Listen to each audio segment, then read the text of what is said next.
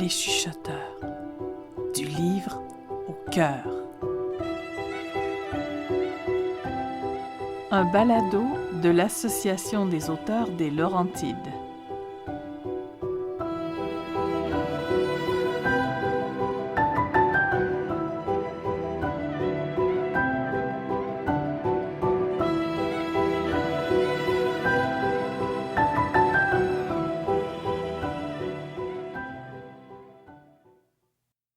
Fenêtre, recueil de nouvelles de Denise Nadeau, avec la voix de Lise Lachapelle.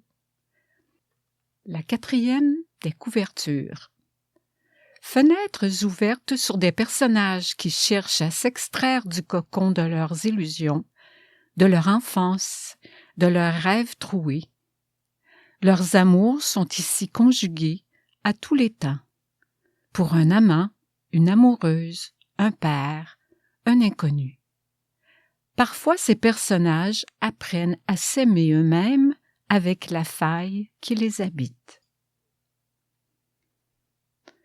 Le petit prince des framboisiers. C'était en octobre, un magnifique dimanche tiède et ensoleillé, l'un des derniers peut-être avant les froids de l'hiver. Je m'affairais à nettoyer la cour. En effet, je m'inventais des menus travaux à effectuer pour être à l'extérieur et sentir encore une fois sur ma peau des rayons de soleil. La ruelle qui longe notre jardin est en gazon et chaque propriétaire s'occupe de l'espace qui se trouve derrière son terrain. Pour ma part, j'y cultive des tomates, des radis et des concombres, et j'y ai planté quelques framboisiers. Alignés contre la clôture de la cour, ils nous offraient leur dernière livraison de fruits avant l'hiver. Je songeais à donner un coup de pinceau à la clôture lorsque j'entendis des chuchotements provenant des framboisiers. « Chut! Parle pas si fort! La dame est là! » « Je ne la vois pas. Je l'ai vue, je te le dis. Elle est vieille, elle ne nous voit pas. » La vieille dame que j'étais releva la tête dignement, ajusta son chapeau et sortit dans la ruelle pour parler aux enfants. J'aperçus 4 gamins qui avalaient goulûment toutes les framboises rouges que leur petite bouche à vide pouvait contenir. Nicolas, le fils de mes voisins immédiats, se trouvait parmi eux. Tel un petit prince blondinet, il les dépassait d'une tête et semblait d'ailleurs diriger les opérations. « Oh là !» leur dis-je en surgissant comme un épouvantail parmi eux et en m'adressant surtout à Nicolas, que je connaissais mieux que les autres. « Il faudrait tout de même en laisser quelques-unes. Je les aime moi aussi.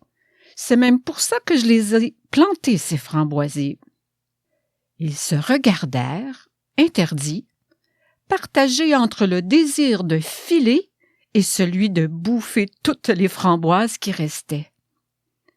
Il n'y avait pas de colère dans ma voix. Ils le perçurent certainement puisqu'ils prirent le parti de rester quelques secondes de plus. Ils avaient simplement interrompu pour quelques instants le mouvement de va-et-vient entre leurs mains et leur bouche. Nicolas prit la parole, en me regardant droit dans les yeux et avec une grande fermeté, malgré les mots difficiles qu'il s'apprêtait à dire et le renoncement dont il aurait à faire preuve. « Je vais vous en laisser quelques-unes, Madame Lafleur, c'est promis. » Et ils s'éloignèrent tous les 4 d'un bon pas, non sans prendre d'abord quelques framboises pour les mettre dans leur poche. Quelle chance j'avais! Il m'en restait 1 ou 2. Pas de quoi faire une tarte, mais tout de même. Mes plans n'étaient pas encore vides. Les enfants avaient manqué de temps pour parfaire leurs besoins. Cependant, je me doutais bien qu'ils reviendraient dès que j'aurais le dos tourné. Je m'empressais donc de recueillir dans un gobelet quelques fruits parmi les plus mûrs. Quelle idée aussi d'avoir planté mes framboisiers dans la ruelle. Je devais peut-être les transplanter dans la cour. Cependant, la présence des enfants me vivifiait. J'aimais les entendre pépiller et même les voir se gaver de framboises. Je souhaitais seulement en avoir quelques-unes afin de pouvoir, moi aussi, les porter à ma bouche et m'en délecter. Pour les tartes, j'irai au marché. Le lendemain matin, je crus apercevoir une petite tête blonde qui trottait dans la ruelle. Mais je n'en étais pas certaine et n'avais aucune envie de vérifier. Je m'étais levée du mauvais pied et le temps sombre et terne ne faisait rien pour alléger mon humeur. J'avais fait un rêve qui m'avait laissé un malaise sourd au bord du cœur.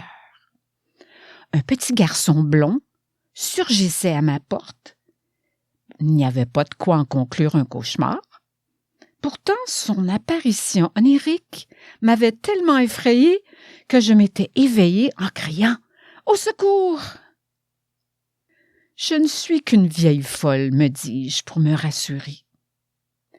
Je jetai un coup d'œil dehors. Le voisin d'en face s'était mis, lui aussi, à l'heure de l'Halloween. Il avait pendu à son arbre 2 ou 3 bonhommes de coton blanc et disposé quelques pierres tombales sur le gazon. Je replaçai le rideau que j'avais entr'ouvert. Les gens sont fous avec ça. C'est bien trop tôt pour tout ce Bataclan. Si ça continue, on aura l'Halloween à juillet. Hélas, il me fallut bien me rendre compte que ce paysage macabre s'accordait on ne peut mieux avec mon humeur du matin.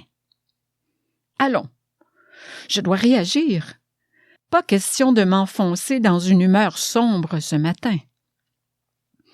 Je répétai donc devant mon miroir. Je suis d'excellente humeur.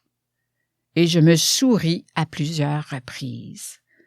Je ramassai le journal sur le balcon et m'installai pour le lire après m'être servi une tasse de café.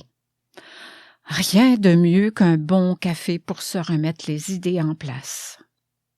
Mon attention fut tout de suite attirée par un grand et gros titre. Des voleurs s'en prennent aux gens âgés et profitent de leur vulnérabilité pour s'introduire chez eux et les voler. Ah, les écœurants! Ils peuvent aller se rhabiller. Ce n'est pas à moi qu'ils vont prendre quelque chose. Juste à ce moment, on sonna à la porte. L'horloge de la salle à manger indiquait 9h10. Il est bien trop tôt pour voler les pauvres gens. Ah, ils vont bien voir de quel bois je me chauffe. Ce n'est pas parce qu'on est vieux qu'on est idiot. Cependant, j'hésitais à répondre. Malgré mes bons mots, l'article m'avait ébranlé. Et puis, j'étais encore en robe de chambre. On sonna une 2e fois. Je m'approchai de la fenêtre du salon pour tâcher de voir discrètement mes visiteurs au travers les stores. Mais ceux-ci étaient probablement trop près de la porte car je n'arrivais pas à les apercevoir. Et si c'était un traquenard? Non, ce serait imprudent. Je ne réponds pas. 3e coup de sonnette. Non, mais ils se font insistants.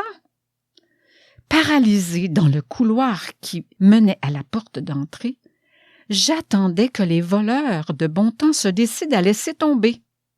J'avais hâte d'entendre leurs pas dans l'escalier. Mon cœur battait à tout rompre et mes mains étaient gelées. Mon sang ne circulait plus à son rythme normal. 4e coup de sonnette. Ce fut la colère cette fois qui me fit sortir de mes gonds. Ils ne comprennent donc rien? Si je ne réponds pas, c'est que je ne veux pas, c'est clair, non? J'avais déjà ouvert la porte. Seul mon petit prince voisin, Nicolas, s'y trouvait. Je balayai du regard les alentours. Où se cachait donc l'autre vilain qui devait me dépouiller de tous mes biens? « Madame Lafleur, je suis venu demander... » Nicolas prit son courage à 2 petites mains d'enfant. « Je suis venu demander... Est-ce que je peux prendre une seule framboise? » « Bien sûr, Nicolas, bien sûr. Prends-en autant que tu voudras. » Je l'aurais embrassé. Et tant pis pour les tartes.